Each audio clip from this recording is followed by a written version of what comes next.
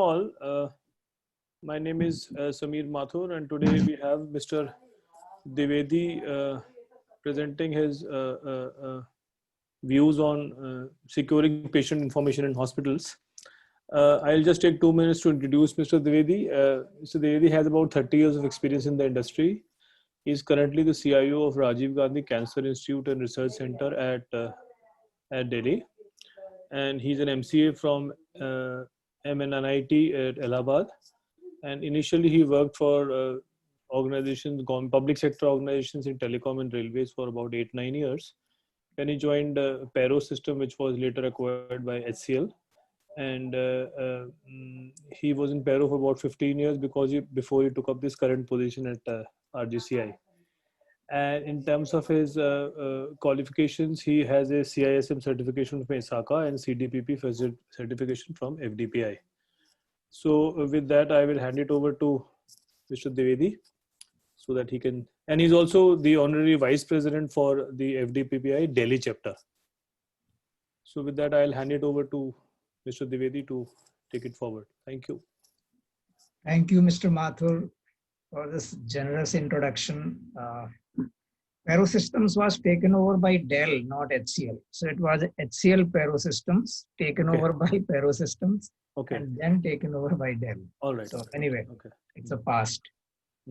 For past 10 years, I have been with Rajiv Gandhi Cancer Institute as a CIO, and this has been most enriching experience working in healthcare sector.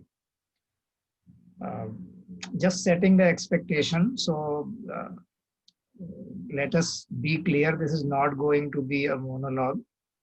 At least let us try not to make a monologue.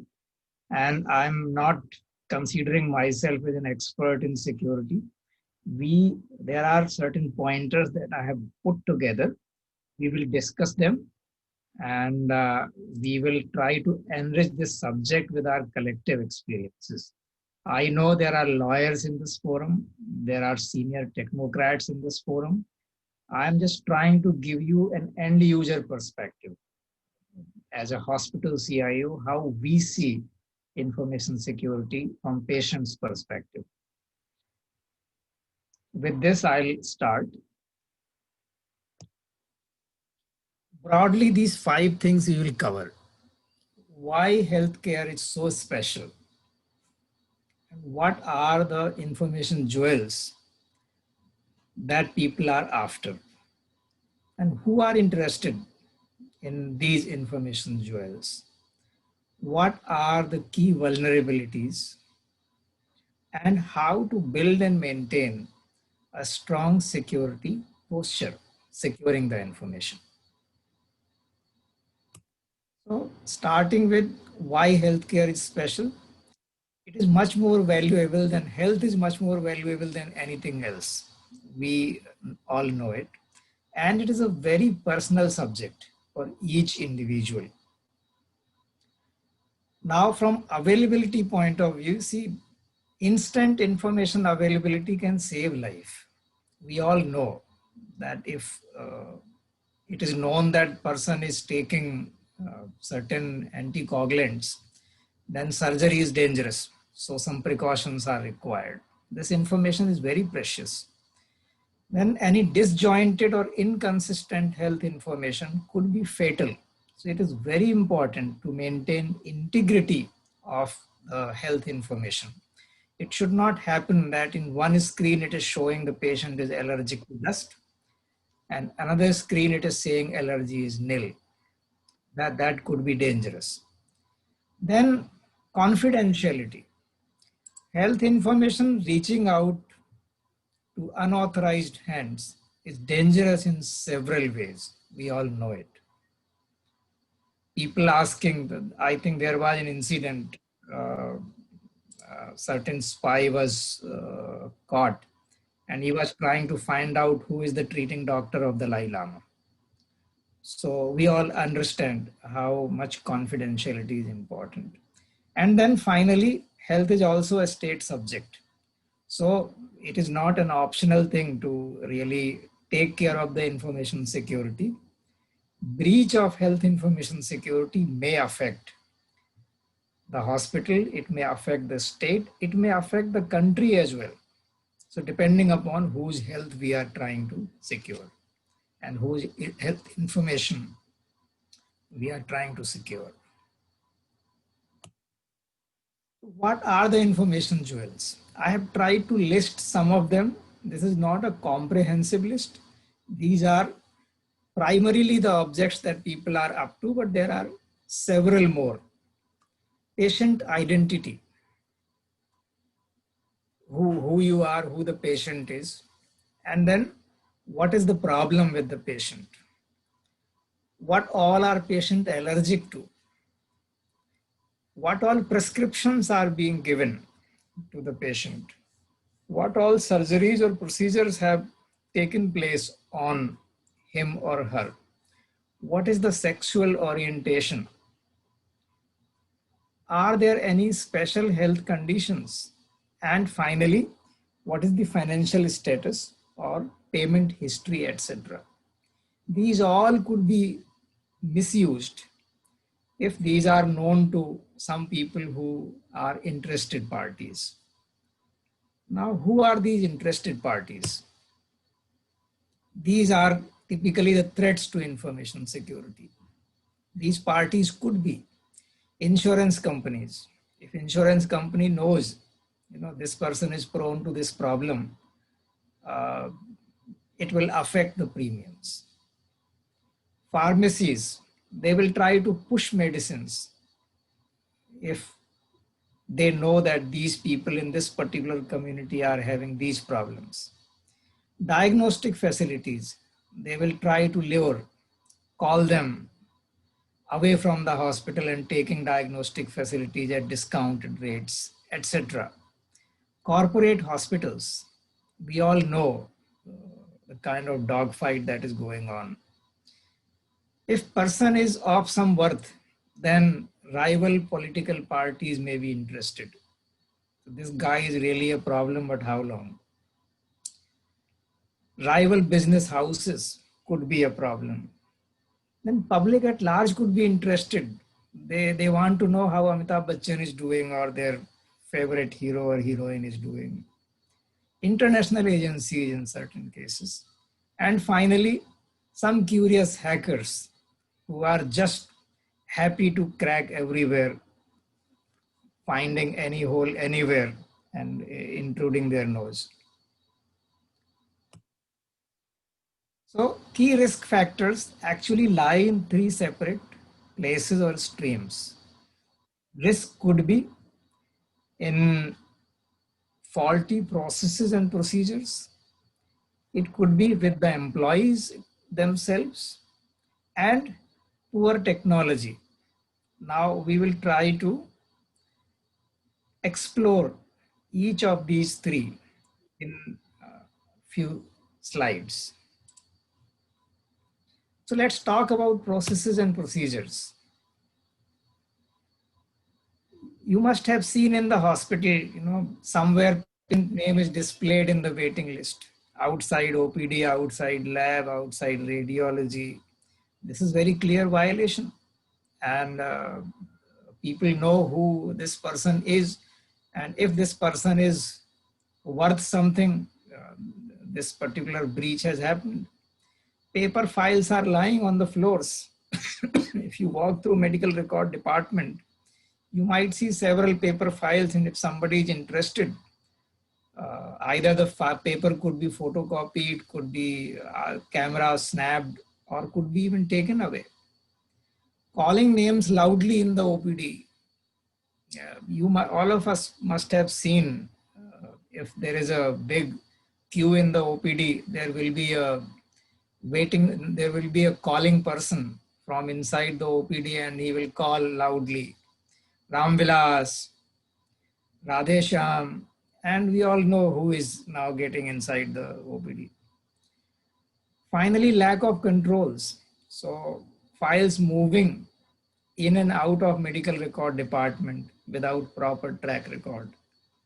If our process and procedures are not tight enough, these are very rudimentary examples. Obviously, there are many more. coming to employees, talking loudly about VIP patients. So two billing executives talking to each other. आज तो मंत्री जी आए थे. It's known to the public now. Knowing more than one needs to know.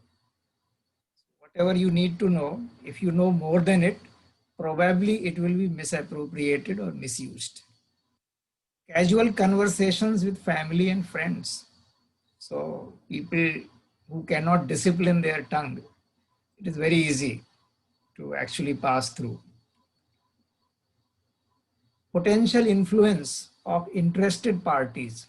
They may try to actually extract information out of the employees, and employees may be willingly, unwillingly, unwittingly may pass certain pieces of information that may be of their interest, of the other person's interest.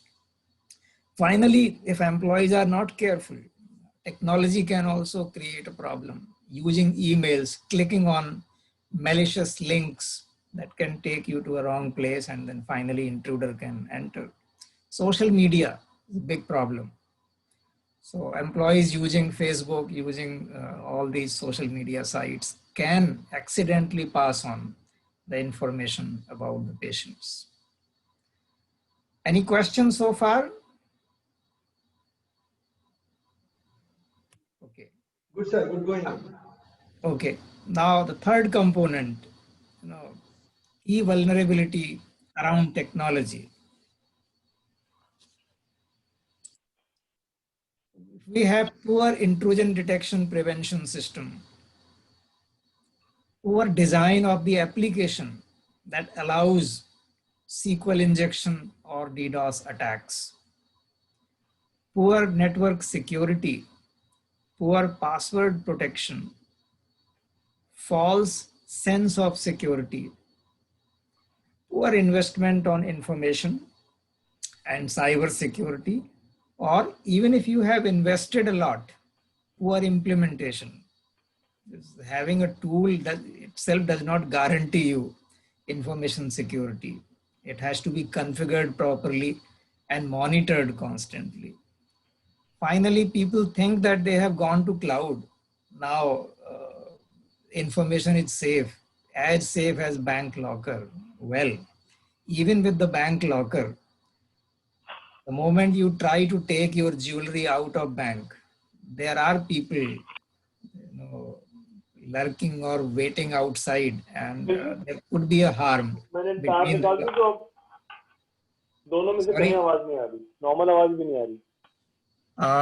Can you hear me now? Yes, I'm able to hear you.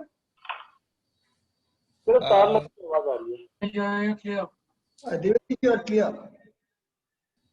Okay. Mr. Mathur, is it problem at your end? You are clear to me, I think, for a No, it is fine. It is fine. Now it is fine, sir. Please go ahead, sir. It Okay. is fine. Please go ahead. How much did you miss? I did not miss anything. Only half a minute. Not a problem. Okay. Okay. Please go ahead. Please go ahead. So these are some of the key vulnerabilities around technology. Now, I'll talk briefly about framework. How to secure this information. So there are 4 different tracks. Number 1, governance. That is very important. Governance is not properly addressed. Whatever investment you make on every other track, it will be of no use. Second is risk management and compliance. It is important to understand what is at stake and what can be the ramification of any security incident. Then third is security program development. Once we have identified the gap between a desirable security posture and existing security posture, we need to clearly draw a roadmap to reach from present state to target state, and a proper program development is required. And finally, incident response management. People call it SIEM, incident and event, security incident and event management. So we will briefly touch upon all these four pillars of building a strong information security posture.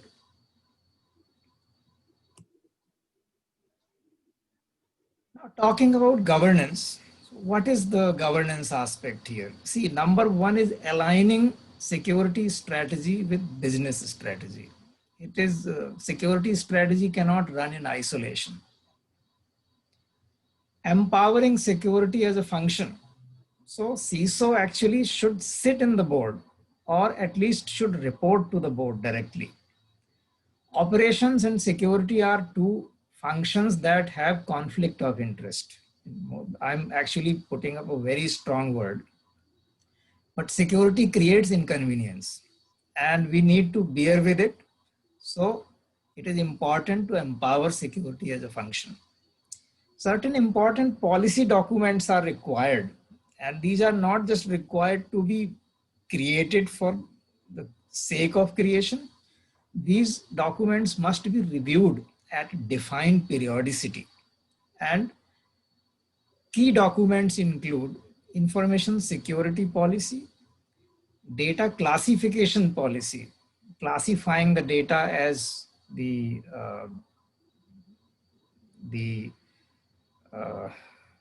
crucial data, or what you call it, confidential, strictly confidential, private, public. Confidential, private, and public. So at least this classification is a must. And then accordingly, we devise the security policy. And finally, data retention policy. So retention policy is how long do I need to keep this data, and which data has to be active data, which data needs to lie in archive, and which data can be destroyed. That is very important. Otherwise, we will keep building, huge pile of data, and it will become a manageability problem. We will secure something that is worthless and not secure something that is precious. Finally, on selection, acquisition, and decommissioning of the tools and technologies. That is very important. And training, awareness, and continuous engagement with all the stakeholders. So actually all these 5 areas are huge subjects in themselves. I have just tried to enumerate them for the sake of mentioning that these are the important functions that constitute security governance as a whole. Anyone wants to add anything to this?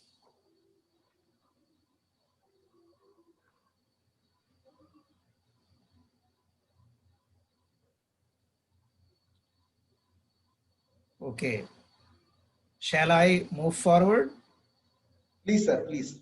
Yeah, sure, please. Okay. So next aspect is risk management and compliance. Now, it is very important to assess the risks. And normally, people say CIA, confidentiality, integrity, and availability of the information. So what are the risks to the availability, integrity, and confidentiality? And what are the risks around these 3 aspects? That is very important to assess and document. Now, suppose availability is compromised. Data is not available. How will you run your business? So business continuity planning and disaster recovery is very important to at least ensure the continuity of the business. Then legal, regulatory, and statutory compliances are very important. So what is the information that we need to pass on to the authorities the moment any security incident has been identified? What are our legal commitments? What regulatory framework says? What statutory reports required to go? That must be documented and adhered to. Then focusing on risk avoidance. I think this particular slide it must be very interesting to our advocates and lawyer community. So I have tried to be little economic and conservative in this area because you all know more than me. Risk avoidance, basically, if you conform strictly with the norms, you are avoiding the risk. And then mitigation. We must maintain strong security posture and well-defined incident management process. So security posture will stop the intrusions and incidents to happen, but once the incident has happened, we should have equally strong SIAM process also, so that we are able to mitigate the risks. Finally, risk acceptance. So there are certain decisions which actually business makes. Now we need to invest maybe 10 crore rupees to make a perfect security posture, and the economic viability does not allow the board or the company to actually put up that much investment. So board is made aware, the decision makers are made aware of the risks and consequences. Well, if we do not invest in this, this and this, these are the ramifications we must be prepared for. And finally, to some extent, risk transfer. So insurances are typical examples where at least we pass on some of the risk, if not completely. I urge the advocate community to really add to this, please. Dwivedi sir, Ramesh here. Mm-hmm. This regarding the risk acceptance, yeah. Mm-hmm. The what we call the risk threshold or risk acceptance level based on the risk appetite, yeah. Mm-hmm. So it is being what we call taken from them, from the management, right? From their blessings, probably, correct? Absolutely, absolutely. Okay, moving to the next. Security program development. What is this? We must have a well-defined PMO framework. Now, any framework has three aspects, people, process, and technology. So we must have well-defined project management process. We must have some dedicated people for security program management and some hand on the experts that are working in different other vertical functions, and we can tap on their expertise and skills in a matrix kind of arrangement. Then it is very important to secure budgetary approvals with defined objectives, that these are the goals that we want to achieve, and this is the budget. Every time you cannot keep going to the management with a katora, right? So it has to be annually planned in advance, and then certain autonomy is given to the CISO to spend that amount in strengthening the security posture with, of course, necessary safeguards. Then it is very important to have a steering committee that should oversee the security strategy implementation and must see that security strategy is not going at a tangent from the business strategy. So this steering committee has to be manned by some of the board members also. It has to be very powerful committee, the people who have hold on money. So even if certain things cross over the budget, they should be empowered to actually grant the delta budget or make certain business decisions. Very strong technology selection process is very important.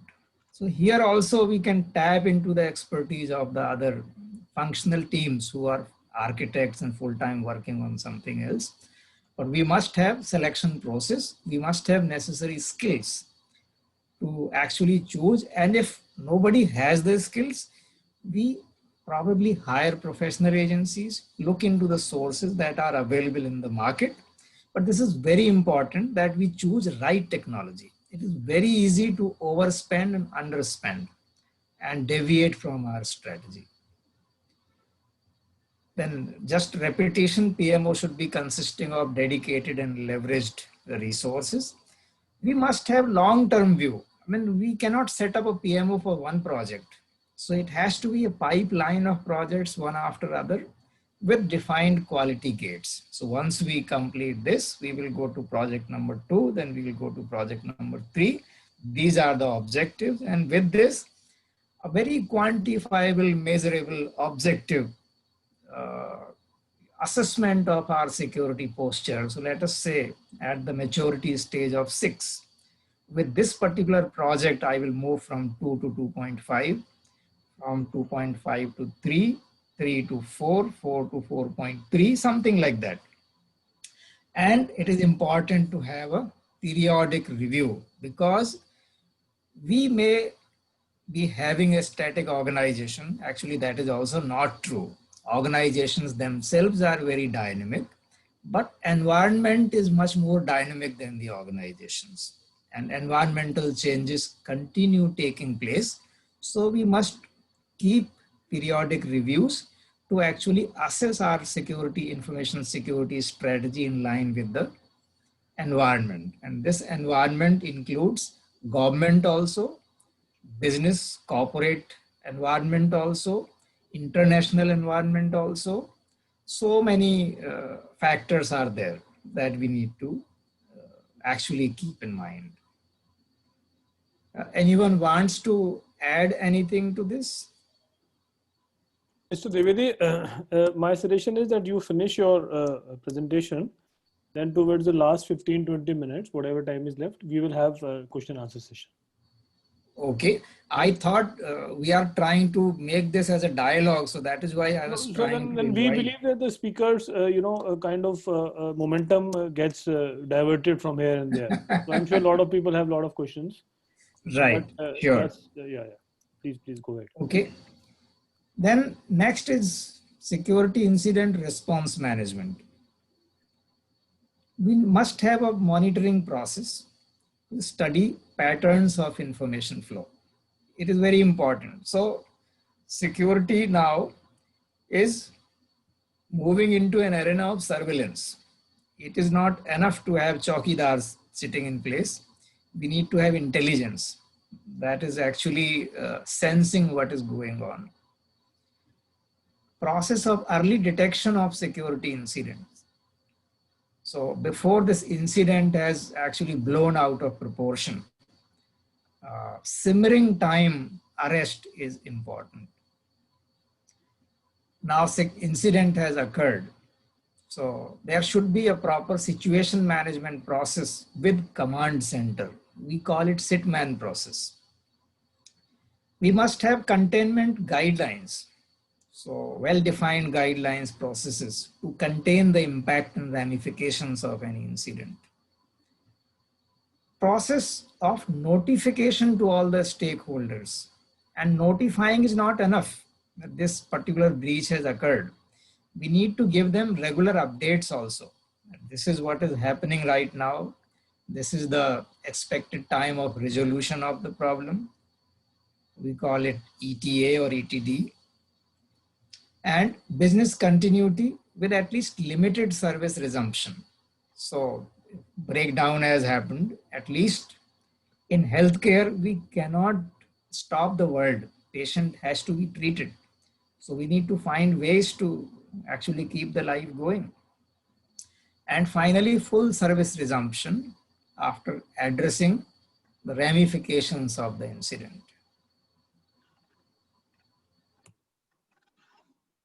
I'll talk briefly about the technology architecture around information security. So ultimately, there has to be a technological solution. We have talked enough about people and processes. So paradigms are shifting now. The conventional network security no longer works. Boundaries of LAN has extended because people are going home. They are working from home, they are working from different continents, and this is more so in light of this present pandemic. Now people are getting used to this kind of situation. People are going to market, they are going for sales, they are sitting in the client places. So actually LAN is not limited to your office space. Most organizations have customer apps now. These apps are allowing public to access central databases from anywhere. And architecture is now shifting from castle and moat model to zero trust networks.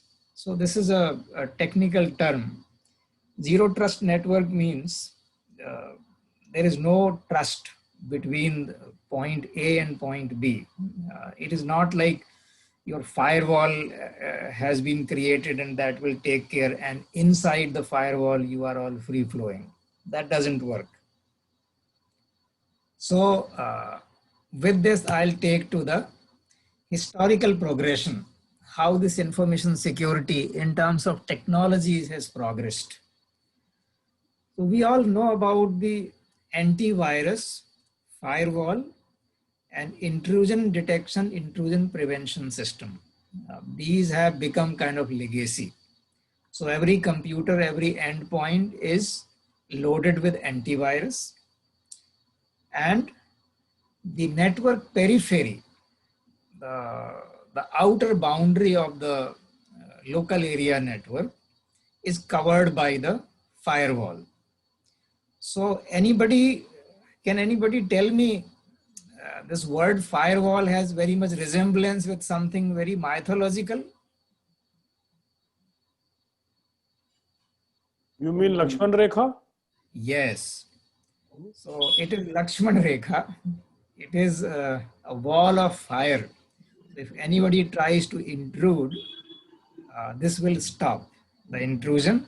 But if somebody wants to go out of that particular hut, you are free. So the information is Sita ji, the hacker stealer is Ravan, right? And the stopping arrangement is the firewall. So this was working fine till the time everything was happening from inside the office complex.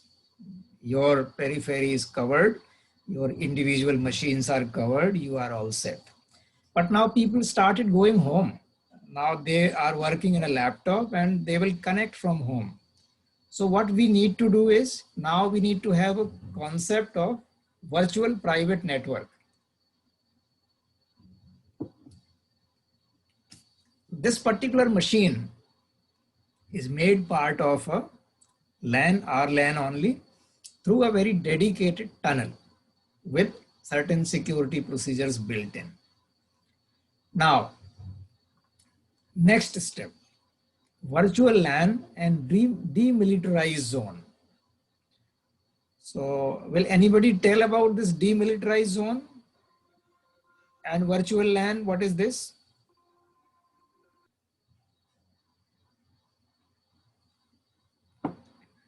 Okay. So virtual LAN, I'll tell you, now in an office, everybody is sitting in a hall. I'm shouting, Mr. Mathur, listen to me. Mr. Mathur said, Mr. Navi, everybody is listening. So this is something that is called broadcasting. In a network situation, if certain information packet is flowing from point A to point B and it is free for all, generally it creates choking. So what we do, we create certain virtual tunnels. So we'll say everybody need not go to every place. We create a particular zone for finance, a particular zone for HR, a particular zone for legal, a particular zone for our central servers, and then our network freedom is contained. It will increase security, it will increase efficiency.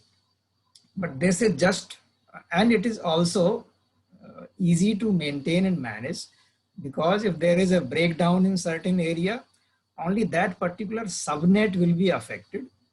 Every other operation will continue. It will be easy to identify and fix the problem in a much more efficient manner.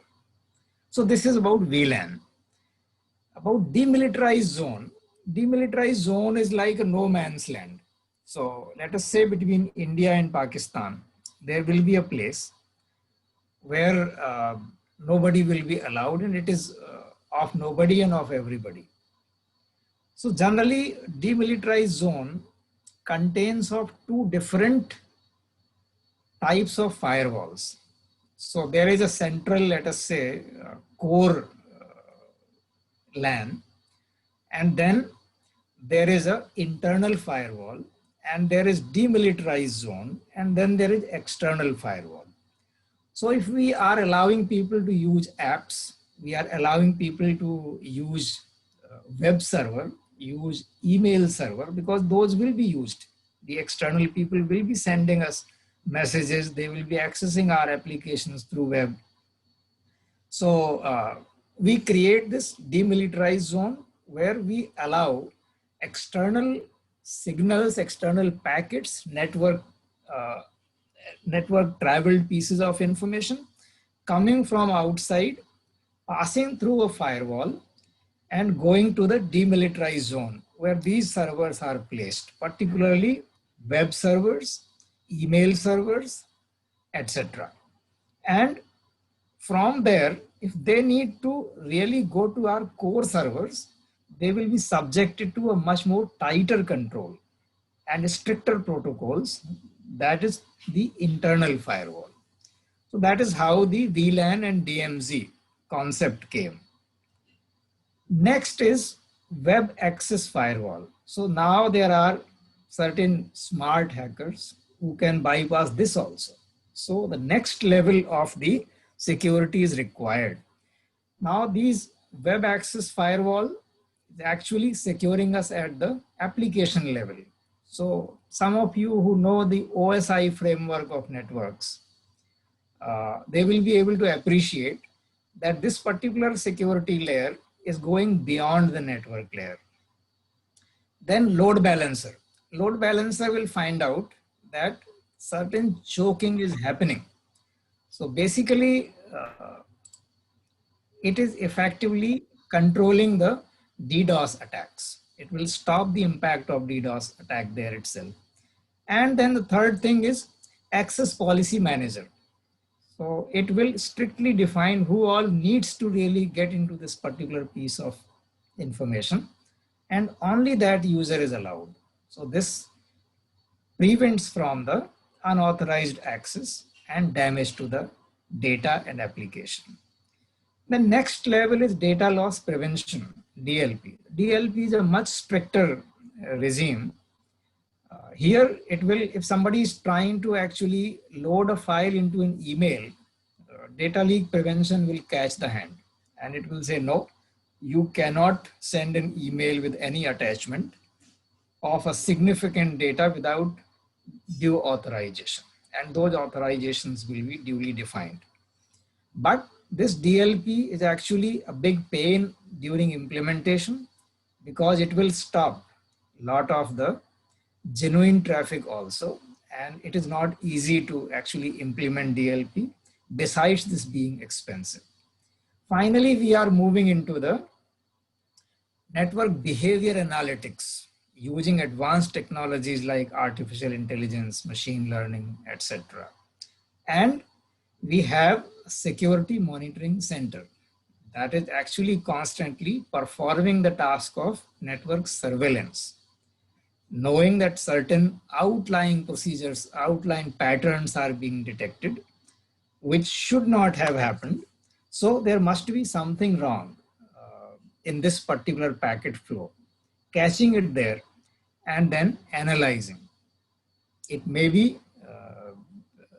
no harm, but it may be a big potential harm. And this is something that is really helping modern information security paradigm much more significantly than all these four prior aspects. So with this, my content is over. Now it is open to questions and answers. Thank you, JP. Actually, I wanted to know your views on some of the recent data breaches which have happened, and how come that large organizations having multi-crore businesses, some of them listed like Dr. Reddy's or Dr. Lal Path Labs. They seem to have very low level of information security. Why is it so that hospitals and other organizations have not realized the value of data they are holding? Navi sir, you are spot on. Actually, they are realizing value. But the problem is, you see, the maturity is really lacking because healthcare as an industry was not so much interacting with technology. Healthcare is most conservative industry. If you look at from that point of view, and in spite of being big, people are conservative in spending on security. Even if you spend enough on security, there is not enough maturity in terms of security management. So I think it is very important to actually go for certain certifications. These certifications help at least maintaining 80–90% of what you need to do. So there are, you know it, there are certain frameworks that one should follow. I'll just give you an example. Let us say ISO 27K. If you are ISO 27K certified, you will not go grossly wrong. So we need to define certain, and I think NABH will come heavily, at least on the hospitals, to make sure that these aspects are covered. As I said earlier, you know, technology alone will not help. The point I am making is, see, today we know that the black market cost for healthcare data in dark web is quite high. Of course, there are different estimates.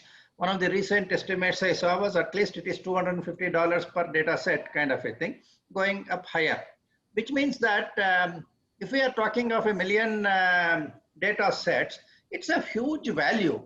The problem with the companies today is it doesn't show up in the balance sheet. You have so much of data, and the CFO doesn't know that this is a asset which needs to be protected. Therefore, investments are not coming for security. Okay, suppose we had a system like intangible assets, like your goodwill and IPR, for example. Whether you know there is an IPR in the company or not will be better. The visibility will be better if IPR is brought into the value with the valuation into the balance sheet. You don't have to declare dividend out of it, but mere presence of that value in the balance sheet will gear up the entire organization towards better security.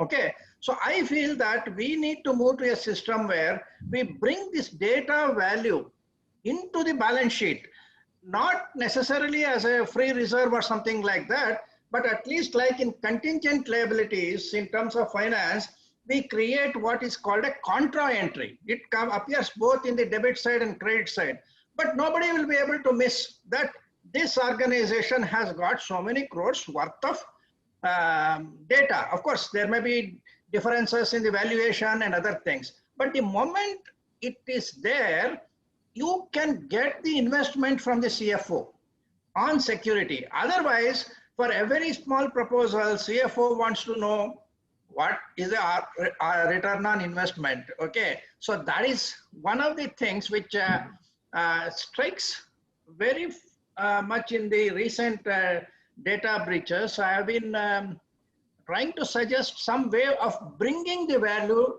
into the balance sheet. What is your view on that? This is one aspect. You see, it is very difficult to monetize the information assets. Rather, the other aspect is, if you don't secure and God forbid that incident happens, this is what you are going to incur.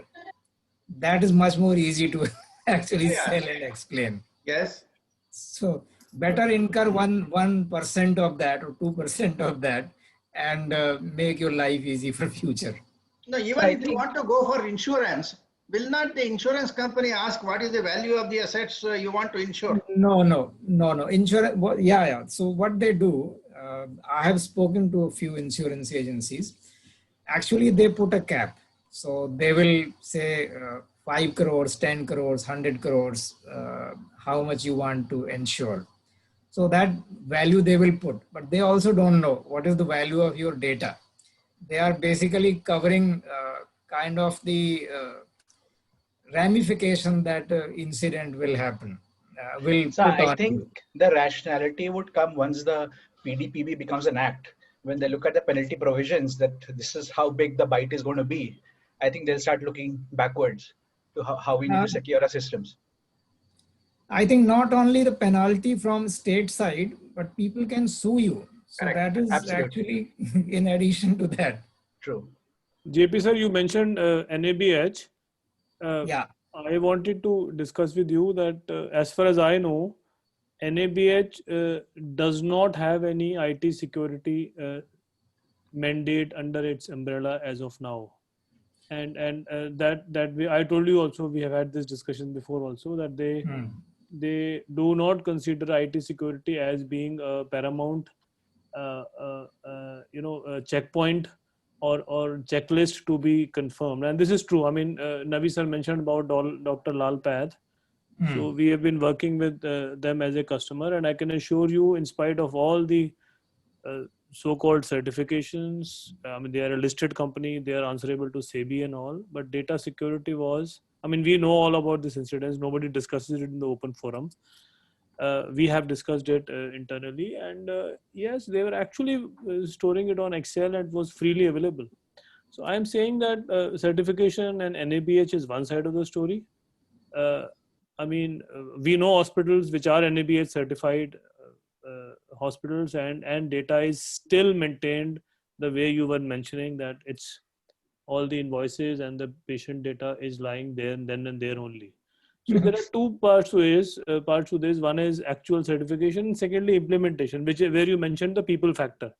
So my experience with doctors is that across all hospitals, across all sizes, whether you are 50 bed or 500 bed, you are of course more than 500 bed, doctors are still taking security and data as something incidental. And I think the mind frame has to change from that side, and it's going to be a longish process. And I don't think any law or act will change it. I mean, they might discuss it over a board meeting, that's it. Nothing major will change. It's a process which the community, which is all of us in this August gathering, have to push this to our respective places where we are influencers. Otherwise, it doesn't. I mean, we already have IT acts, we already have penalties, we already have jail terms, and I mean, in spite of that, all this is happening. So I think, Mr. Mathur, yes, you covered quite a few things. I'll try to touch upon a couple of them. So one is, yes, how to make the board understand the importance of information security. I think that a lot of onus lies on CIOs. How credible they are, how much they are listened to. If they talk to, I mean, for example, whenever I have mentioned about security, nobody has even put a your question screen mark. has frozen, Mr. Dwivedi. Your screen has. Am I audible? It's okay. It's okay. Yeah. So yes, now it is fine. Yeah, it is fine. It is actually onus is on the CIOs. They have to be transformation leaders. CISO is emerging community. Not many companies have defined CISOs. So at least CIOs or chief digital officers, they need to step up and they need to educate the board. Communities are there. See, certain things will be taught to them by the incidents. Yes. And if something happens with one particular organization, I hope and wish that the organizations of similar stature, similar business will awaken to this situation, that tomorrow it has happened to them, today it has happened to them, tomorrow it can happen to us also. Second is, nobody wants to go to jail, Mr. Mathur. So once the law comes and stringent provisions of law come, they will say, okay, it is worth investing something to at least protect my own skin, and it will come to fore. The third is about NABH. So because healthcare or hospitals particularly have been very conservative in information management and particularly technology and IT systems, But now that situation is drastically changing. And particularly with this COVID situation, every hospital now, small or big, they are trying to implement telemedicine. They are trying to at least tap into the patients who are sitting at their homes. Without technology, they can't do it. So NABH will also come to terms by adding information security as a separate chapter. Right Correct. now, on the information systems, in total, there is only one chapter. Yes, I know. Yes. So this shows that how much contribution information technology is having in overall arena. Yes, sir. Yes, So sir. number of chapters will certainly increase. And here I think our foundation has a lot of role to play. Correct, correct. We must step up and try to actually fulfill this as a social responsibility. My point was that you mentioned that a typical hospital of your size or any big hospital need, for you mentioned a figure of 10 crore to be, to be set aside for information security. I am assuming it's a capex for the first time. Now I am saying that if the board has two proposal to buy 2 machines for some testing or some process to be done for mammography or whatever cancer process, so there are 10 crore of equipment or 10 crore of IT security. I don't think that's a rocket science. They will not even consider IT security as an option there. That's what I'm saying. That's what we need to change, and that will not come with any act or anything. So I'm saying that the, like Navi sir is mentioning, that the process of the importance of the value of data, it has to be generated from some other No, but Mr. Mathur, they will not set aside 10 crores, but they will set aside 1 crore. Certainly. So we need to actually graduate. So you see, again, quantifying the posture. If at the maturity scale, we are at 1, we need not be at 6 in one go. Yeah. Let us move from 1 to 2, 2 to 3, and step by step we go. And keep convincing them that by applying these controls, I have secured you from the possibility of this, this, and this. So qualitative and quantitative risk analysis is very important. Dr. Limay, you were saying something. Sorry, Ramesh. Okay, yeah, JP sir, just wanted to add to touch upon Mr. Navi's question, right? So far, in my experience, where I have not seen much hospitals by the by, but I had seen lots of insurance companies. Believe me, if you ask me the maturity level in terms of performing the risk assessment, okay, that becomes the backbone for the entire information security. Earlier, they used to have simply the CIA factor for the critical assets, whether it's a people asset, process asset, technology asset, and so on, in the low, medium, high. Simply associate a value 1, 2, 3, and add, asset value is nothing but sum of these 3 factors. So 2, 2, 2, it is 6. That's all they used to have. But of late, I started seeing people started associating certain dollar values to it. Okay, to come to Mr. Navi's question, number 1. Number 2. The maturity level of the organization, as you correctly touched upon, gains over a period of time, and people are not stopping today with the kind of assessment based on 27,005 or 31,000 of your risk management guideline. They are also started looking at, let's say, NIST framework, for example, 800-53, right? DOD kind of best practices. So the one part is that what you're talking about, penalty going to, what you call reputational image or imprisonment and so on. But believe me, from the process side, there is a kind of, big shake is happening, in my opinion. Yeah, which I had observed so far in the last, if I had to say, last 8 to 10 years in the system. Yeah. Great. Yeah. So 8 to 10 years is a long period. In past 2 years, I think the change is accelerated. No, I am with you. I am with you. What I said is that 8 to 10 years, I am talking about where nobody talked about information security. Of late, you are right. Even if I had to quote, which is in the public domain, so there is no privacy here, Cognizant in the month of March got into a kind of big problem in terms of what you call their ransomware, right? Oh God, today what they are talking about. So the what you call maturity had really grown up in the last 2 to 3 years, obviously. But what I'm saying is the old systems where they were just using it for the purpose of doing it, they are also upgrading themselves, is what I'm trying to say. Yeah, you're right. it is so scary, Ramesh. Yeah. One of my fellow CIOs, he kind of had a, you can call it near-death experience. WannaCry came, the ransomware, and it affected 3 PCs, 3 desktops. Yeah. And those were disconnected from the network forcibly. And somehow the larger spread was controlled. Right. I mean, you can imagine the level of threat that is there. Absolutely. I'll very quickly, not wasting everybody's time, one quick data point I want to give you. I was, after finishing all my audit, let's say for a particular organization, I was sitting in the CEO's cabin. Okay. He was asking me, Ramesh, what's your observation, etc. of that entire 2-3 days. That time, just I asked him, sir, what about your laptop? Is this getting backed up? What you talked about data retention, right? A backup and restoration. He looked at me like a big puzzle question as I asked, what do you mean by? I'll just get it for you. He just passed somebody, that IT guy, be with me. His laptop was not part of the backup plan at all. It was a surprise to him. He said, oh, Ramesh, you have opened my eyes. Oh God. Yeah. So it happens. That's what I'm saying. The maturity, it takes its own time. That's why lots of models are coming into picture. Yeah, people are not stopping only with ISO 27001 implementation. We are talking about cyber security maturity model. Right. Like maturity model. It's coming up. I'm sure that it is going to hit in a very big way in the coming days. Yeah. Thank you. JP sir. Yeah. This Arifu from Mumbai. Sir, do you think that HIPAA sort of law is required in India to safeguard the vast population, medical records or medical data in the community?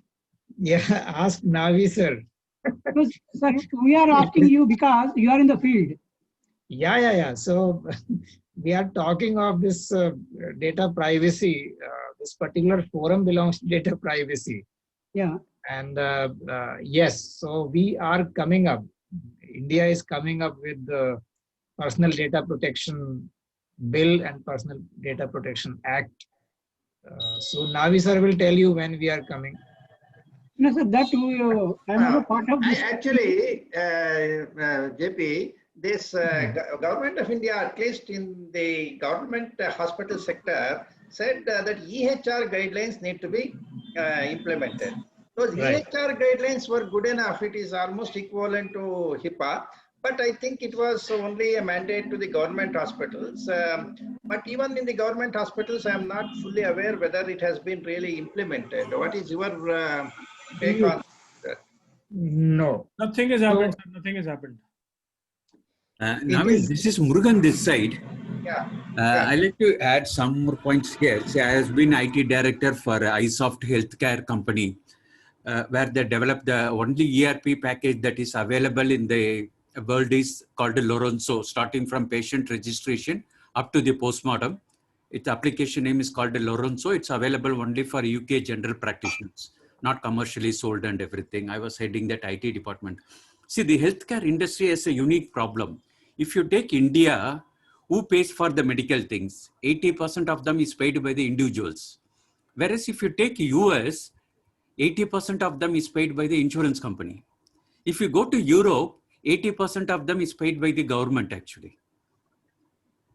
Okay, so the privacy, security, everything revolving around the healthcare, it will be very difficult to generalize and everything because the payment modalities and the data transfers all differs actually. It's a very complex industry to handle both the security and the privacy. But as Mr. Ramesh or somebody saying, lot of momentum is taking place from the software development. Excellent point. To the technology side. See, there is a most important thing.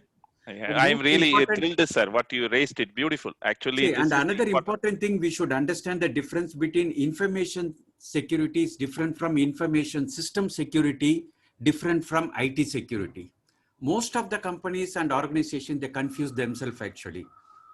Information security rightly said that the information that is there in the laptop of a CEO, next to 5-year strategy, next to 10-year strategy, that is information security. Information system security is something you do it up in the application. IT security is something like firewall, your data center, people and everything. Most of the places it get confused between these three domains and they mess it up actually. Right. Okay. And I think the slide was very excellently, all his experience of 30 years, Mr. Dwivedi has put up. Right. Basically, it has a governance, management, and operations. Okay. COBIT is the excellent framework. I didn't say anything away from COBIT actually. Okay. COBIT covers everything around the first time a framework, starting from a data entry operator till the board. What is the roles and responsibilities very clearly defined in the COBIT 4 and 5 actually. If an because it is not a certification, it is a framework. If an organization started following that maturity model, it's the best place to work for it. Thanks. Yeah, Rajesh has got some question. Rajesh and Harish. Yeah, sir. First of all, I wanted to inform you that we are already having the ISO standard of 27799. Earlier version was 2008 and the current version is 2016, which it talks about health informative. Okay, in health sector as per ISO 27001 2002. Sir, we always talk about India, but unfortunately, I'm also in the certification body, and I have seen unfortunately this sector-specific standard in health sector, which has not picked up global level. It's not only India because this standard was published. There is a lot of importance. Everybody knows about it due to the automation, need of a digital, environment, right from the patient admission to the patient treatment, doctor consultation, everything now going. Of course, you said about the VVIP patients. I was in seen the Ambani Hospital in Mumbai also. There is a separate access control is given, separate lift is there for VVIP and those type of patients. So there is a separate floor is there, there. So nobody knows about it. Only the specific people are able to access and all. But in spite of all this thing, when we go for last couple of years, for certification and all. In fact, we are very sorry, sir, because we got a very very poor response we get in the healthcare sector. Of course, HIPAA also is a very nice regulation, but unfortunately that is also has a very limited things in terms of validating the things from the third party. So people try to make their own internal assessment and they say we are compliant and all. So these regulations and the standards and all, it is there for quite good number of times and years and all.